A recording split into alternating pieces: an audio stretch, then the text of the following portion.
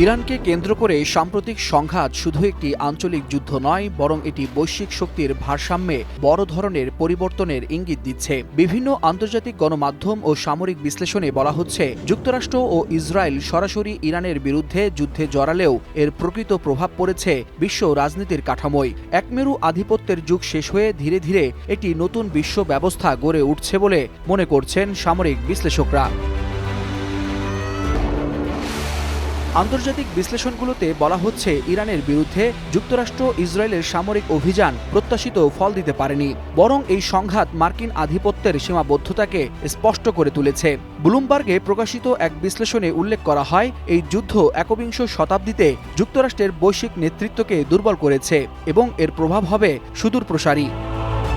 Global সাউথের বিভিন্ন গণমাধ্যমে আরও এক ধাপ এগিয়ে বলা হচ্ছে, এই যুদ্ধে প্রকৃত লাভবান হয়েছে চীন।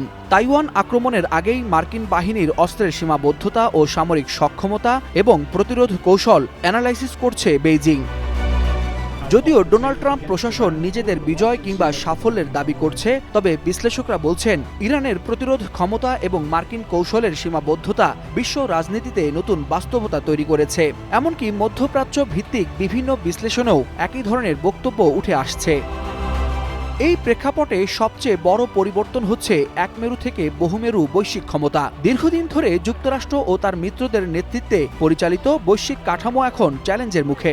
রাশিয়া, ভারত ও চীনের মতো শক্তিশালী দেশগুলো এখন বৈশ্বিক সিদ্ধান্ত গ্রহণে আরও সক্রিয় ভূমিকা পালন করছে।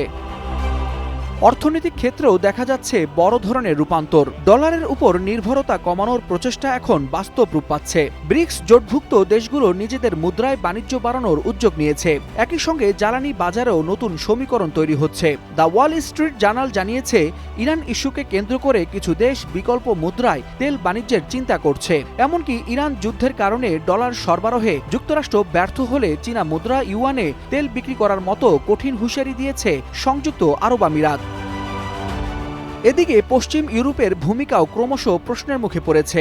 যুদ্ধ ইস্যুতে একক অবস্থান নিতে না পারা, জ্বালানি সংকট এবং অভ্যন্তরীণ বিভাজন ইউরোপীয় ইউনিয়নের অবস্থান দুর্বল করছে। অনেক বিশ্লেষক বলছেন, যুক্তরাষ্ট্র নিজেই ইউরোপকে কৌশলগতভাবে পাশে সরিয়ে রেখে নিজের প্রভাব বজায় রাখতে চাইছে। তবে এতে হিতে বিপরীত হওয়ার সম্ভাবনাই বেশি। আরেকটি গুরুত্বপূর্ণ দিক হল সার্বভৌমত্বের পুনরুত্থান। বিশ্বজুড়ে অনেক দেশ এখন নিজেদের জাতীয় স্বার্থকে অগ্রাধিকার দিচ্ছে। তারা আর একক কোনো শক্তির প্রভাবের অধীনে থাকতে আগ্রহী নয়। এই প্রবণতা নতুন আঞ্চলিক জোট ও অংশীদারিত্ব তৈরিতে বড় ভূমিকা রাখছে। ঐতিহাসিক দৃষ্টিকোণ থেকেও এই পরিবর্তন ব্যাপক গুরুত্বপূর্ণ। বিশ্লেষকরা মনে করিয়ে দিচ্ছেন, পারস্য সভ্যতা হাজার বছরের পুরনো এবং বহুবার ধ্বংসের মুখে পড়েও টিকে আছে। ফলে বর্তমান সংঘাতকে শুধু সামরিক দৃষ্টিকোণ থেকে দেখলে পুরো চিত্র বোঝা সম্ভব নয়। ইরানকে ঘিরে এই সংঘাত বিশ্ব রাজনীতির একটি টার্নিং পয়েন্ট হয়ে উঠেছে। সামরিক শক্তির লড়াইয়ের আড়ালে অর্থনীতি, কূটনীতি ও ভূরাজনীতির নতুন সমীকরণ তৈরি হচ্ছে। রাজনৈতিক বিশ্লেষকরা বলছেন, একমেরু বিশ্ব থেকে বহুমেরু বাস্তবতায় রূপান্তরের এই প্রক্রিয়ায় হয়তো নিউ ওয়ার্ল্ড অর্ডার কিংবা নতুন বিশ্ব ব্যবস্থার ভিত্তি গড়ে তুলতে পারে। Waliul Hasnat, Times today.